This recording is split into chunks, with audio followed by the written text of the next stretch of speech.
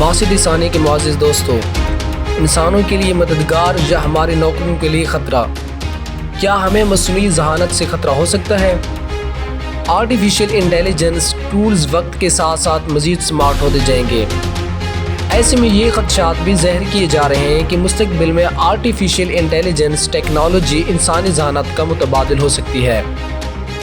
گزشتہ دنوں برطانیہ کی ایک خاتون نے چیٹ جی پی ٹی کی مدد سے مقامی انتظامیہ کو ایک خط بھیجا تاکہ ان کا پارکنگ سے متعلقہ جرمانہ معاف کر دیا جائے۔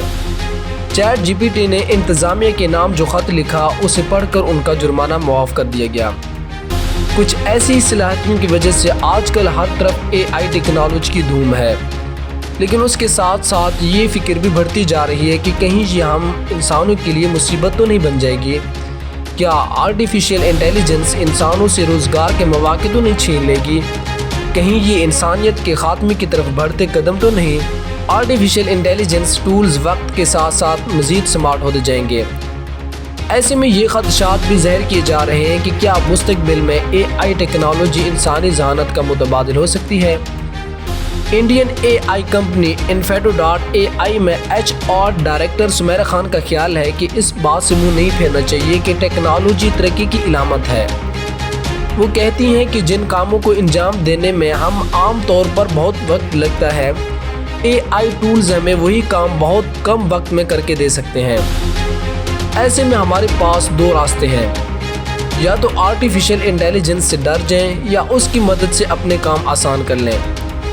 سمیرا کہتی ہیں کہ اے آئی ٹیکنالوجی ہمیں آگے بڑھنے میں مدد کرے گی۔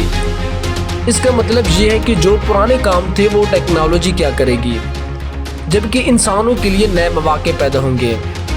ہم انسانوں کے لیے اس دوران یہ بہت ضروری ہے کہ اپنے آپ کو ٹیکنالوجی کے معاملے میں پیچھے نہ رہنے دیں، نئے ہنر سیکھیں اور ہمیشہ اس معاملے میں تمام معلومات اپنے پاس رکھیں۔ ایلن مسک سمیت 1000 سے زیادہ ٹیکنالوجی ماہرین نے ایک خط لکھ کر دنیا بھر کے ممالک سے مطالبہ کیا ہے کہ مصنوعی ذہانت سے متعلق تمام ریسرچ روک دی جائے، کیونکہ اس سے انسانیت کو شدید خطرہ ہے۔ انڈین محقق آورش پانڈے ایک ایسی اے آئی ٹیکنالوجی پر کام کر رہے ہیں جس کی مدد سے ان کے دعوے کے مطابق ورٹیگو کے مرض کی قبل از وقت تشخیص ہو سکے گی۔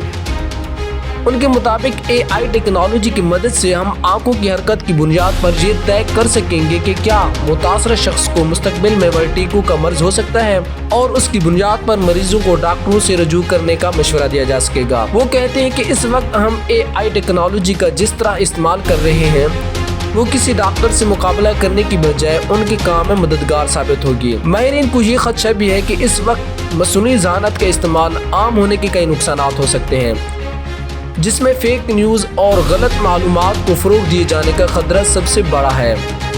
تاہم اس خود ٹیکنالوجی پر کام کرنے والوں کا کہنا ہے کہ اس مسئلے سے نمٹنے کے لیے ٹیکنالوجی کمپنیز